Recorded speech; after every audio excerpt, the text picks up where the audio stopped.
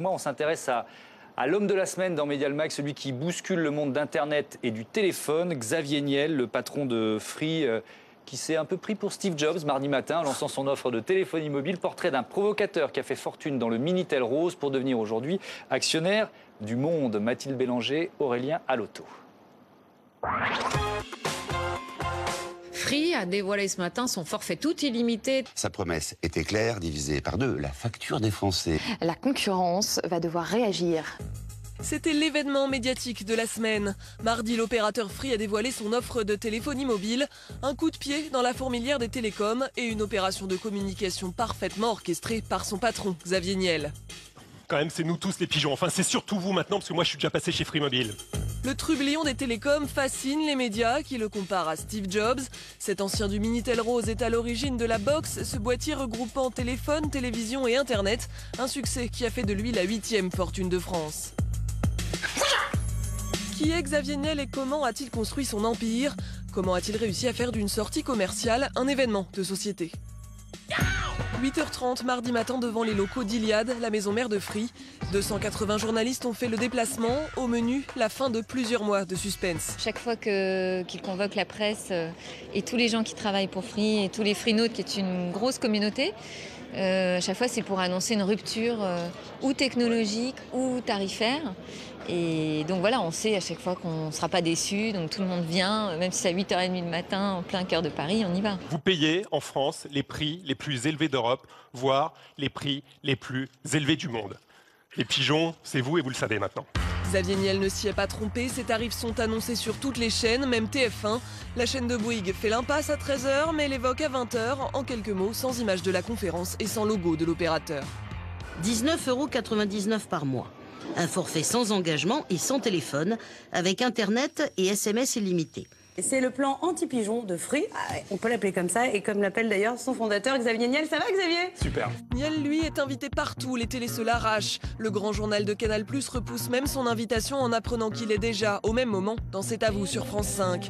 Dans la presse, Le Monde, Le Figaro, Le Parisien, 20 minutes ou encore La Tribune le mettent à la une. Un énorme coup publicitaire qui n'aura pas coûté un centime à l'opérateur. C'est un peu les techniques de communication d'Apple avec Steve Jobs où on ne communique rien et on laisse buzzer sur tout. On laisse dire tout et son contraire. Steve Jobs, cette comparaison, tous les médias l'ont faite. Seul sur scène, Xavier Niel harangue le public à la manière des keynotes du fondateur d'Apple. Il n'hésite pas à imiter certains de ses effets, un parallèle qui n'a pas échappé non plus au petit journal de Canal+. Même manière de se déplacer en étant impliqué. Introducing. Plus important que ça, même geste des mains. Ces dernières semaines, l'opérateur s'est livré à un jeu de pistes sur Internet pour attiser l'intérêt des médias. Des indices sur des blogs, sur le site de Free ou le compte Twitter de Xavier Niel alimente le mystère. Une campagne virale étiquetée geek à l'image de l'entreprise.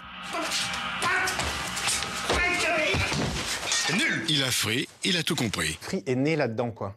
Il est né dans Internet, il est né avec les geeks, il est constitué, enfin la société est constituée de geeks. Donc en fait, pour eux, c'est pas de la communication, c'est leur façon d'être, quoi. Et la façon d'être de Xavier Niel, c'est son profil atypique qu'il cultive. Le patron de Free aime rappeler qu'il ne vient pas du milieu habituel des chefs d'entreprise. Moi, je suis né à Créteil, j'ai vécu là-bas, j'ai vécu dans un monde différent de ceux des autres dirigeants.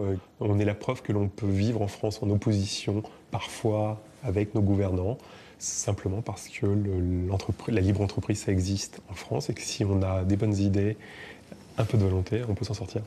Ses débuts, il les fait dans le Minitel. À 24 ans, il rachète un éditeur de Minitel Rose qu'il rebaptise Iliad. Quelques années plus tard, c'est l'arrivée d'Internet. Il lance alors l'un des premiers fournisseurs d'accès français.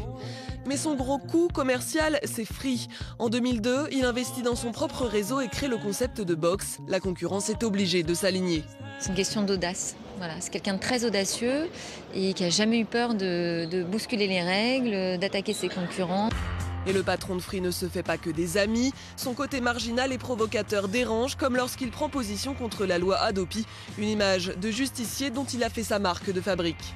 C'est pas que c'est pas un Robin des Bois, parce que Robin des Bois, il volait aux uns pour donner aux autres. Là, il invente des meilleures façons de produire des meilleurs services au moindre coût. C'est ça son génie. Mais il a aussi compris que la réussite passait par le pouvoir médiatique. Xavier Niel a investi dans des sites d'information comme Mediapart, Bakchiche ou Atlantico. En 2010, il est devenu l'un des principaux actionnaires du Monde. Il a investi dans la presse parce qu'il sait d'une part que c'est un énorme instrument de pouvoir. Effectivement, plus personne ne le critique depuis qu'il est actionnaire du Monde. Nicolas Sarkozy n'oserait plus écorcher son nom comme c'était le cas avant. Le patron de Free est désormais courtisé par les politiques. L'ex-petit poussé des télécoms s'est taillé une place parmi les grands. Merci d'être venu et je vous dis à très bientôt pour Ici ou Ailleurs.